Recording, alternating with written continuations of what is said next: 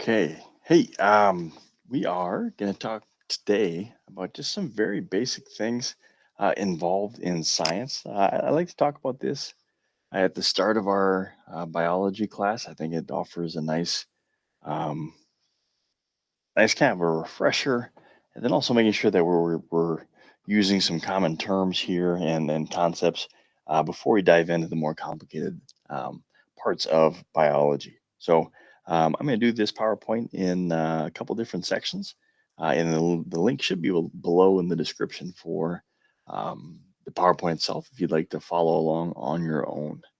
So, like I said, before we get into biology, just some general science stuff. There's a lot of different definitions of science. I've seen a lot of great ones over the years. This is one that I tend to use that is I think it's simple. I think it's encompassing, and I can think it kind of gets the spirit of the word here, and that is science is a body of knowledge that explains the natural world. Okay, that is what science is. It's why you have to take science class in high school or maybe college or whenever. And that is we are trying to explain the world around us. It could be the physical world, it could be the molecular world, it could be the living world. But science's main objective is to run experiments and to figure out how things work and to kind of curate this base of knowledge about the natural world with the idea that the more that you and I can understand the natural world, then the better quality of life we're probably going to have. Okay, if we understand why we get sick, um, the dangers around us, the benefits of things around us, the seasons, we're going to be able to live our life in a more meaningful manner, knowing that. So, science, a body of knowledge that explains the natural world. Um, one of the reasons I like teaching science is that we don't have a lot of right answers. We have to figure this out. It's not like, hey, we can look in the back of the book and prove that we're right about something. It's years and years of experimentation and collecting data and all of these things using some form of the scientific method. Now, you maybe learned about the scientific method when you were in elementary school or younger, where we talk about, hey, come up with your question and hypothesis and run the experiment and gather data. Um, Nowadays, we talk about it in a much more general sense because that experiment, that scientific method, is going to look very different if you are testing the properties of an unknown substance versus trying to figure out how um, beavers affect ecosystems. That it's you're going to go about that figuring out those answers very differently. But it all is kind of these things we're going to talk about. You can find in all general experiments here. Okay, so scientific method. First of all, I have one of the most famous scientists over there on the right. Hopefully, you maybe recognize him, but for sure, you should have heard of Isaac Newton by now. I have him on here. They think that he's one of the smartest people that ever lived. He actually invented calculus. So that class that's maybe the toughest math class some of us take. He invented that because he was seeing how the planets moved, and he needed to create a new math to figure out kind of how the gravity's causing that there. So I have him on here because we're talking about observations. Um, Anything that is scientifically related, we need to be making observations throughout all stages of the experiment. Okay, those observations need to be complete. They need to be thorough. You need to have an established time frame or a schedule that you're checking things out. You can't, hey, I'm going to plant a seed and then 13 years from now and come back and try to figure out what's going on. No, you need to be more thorough than that. And I have Isaac Newton on here because he's famous for seeing the apple fall in the orchard and then thinking, hey, that force that's acting on that apple is also the force that's keeping the moon in orbit. Is kind of what that stories comes down to.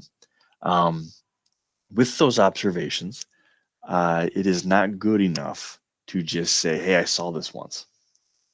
Okay, we've all been talking to that person. They're telling the story, and they're, "Oh yeah, I've seen that before, so that has to be true." Well, just because you saw it once doesn't mean that that means anything.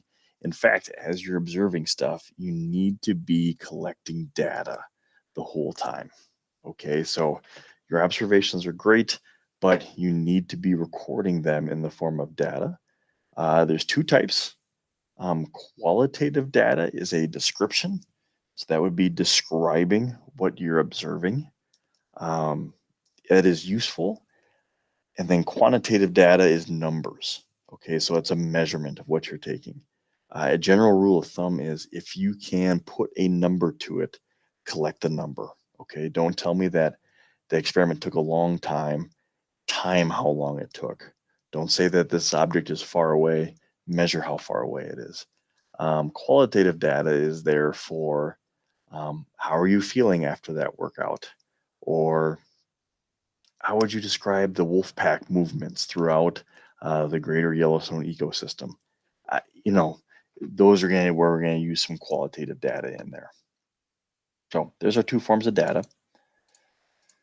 So around that data, and as we're kind of making our observations, there's a couple terms here that kind of mark the beginning of a experiment in the scientific method, and that is inference and hypothesis. Inference would be like I always think of it as like an educated guess. Okay, so it's a logical interpretation based on previous experience or knowledge. We make a ton of inferences throughout our lives based on past experience or knowledge. We make an inference on what is actually going on there. Okay, like I said, you do that almost on a daily basis as you collect knowledge there. A hypothesis is different because a hypothesis is the next step. It is, hey, I think this is going to happen, and then I need to list and explain scientifically why that's the case. Okay, so inference is an educated guess. Hypothesis is we're going to propose a scientific explanation as to why something's happening. So similar concepts, but also different in their own ways there. We've kind of been talking, excuse me, we've kind of been talking about it already, but within our observations, we need to make sure that we're measuring. The more measurements, the better. You have to have measurements to collect data in order to have a scientific experiment. Okay, we can't, you know, science doesn't care about your feelings, it doesn't care about what you saw once. You need to collect tons and tons of data, and that will help come with some kind of an outcome as to what's going on here. Okay, so for example, over here we got carbon emissions. That's been a hot topic in the news for a couple decades now, and we have some data moving from the last 250 years. What's been going on with that?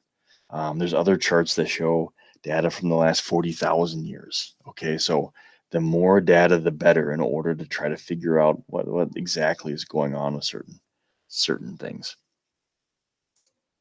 So what happens after you run the experiment and collect all the data and look at all the data? When you get done, you are either going to accept or reject whatever hypothesis you originally proposed. So either your hypothesis was correct or was incorrect, and that's all going to be based on data there. Okay, it's not about how you feel or what you think. It is either going to be your data aligns with what you originally thought or it's not. I should comment here that it is not all inclusive. Okay, you are going to have, for any kind of scientific discovery, they're going to run hundreds, if not thousands, of experiments to see if that truth lines up in a variety of different experiments as they repeat and alter and slightly change the variables that you are looking at there. Speaking of variables, I think this is going to be our last slide here for the day. Variables, this might be the most important slide as we're writing stuff down here. In science, we usually have two. Okay, we're going to talk about two. One is the independent variable. That is the variable that we're going to change on purpose. And then the other one is the dependent, and that's the one that we're going to measure. I should say that independent variables, we are going to graph those along the x-axis or along the horizontal axes whenever we graph our data. And then the dependent variable is what we're going to graph along the y-axis, and that's what we measure. Okay, so a good experiment, you're going to be changing one thing on purpose. That's the independent variable. We're going to change one thing on purpose, and then we're going to measure one thing to see how it reacts to that change. So you might be growing plants and testing out different kinds of plant food. You would keep everything the same and just change um, the kinds of plant food that they're given. And that would be your independent variable. And then your dependent variable would be however you're measuring their growth, whether it's, by weight or by height or those kind of things there. So that is the first part of our kind of introductory to some of these science vocabulary terms.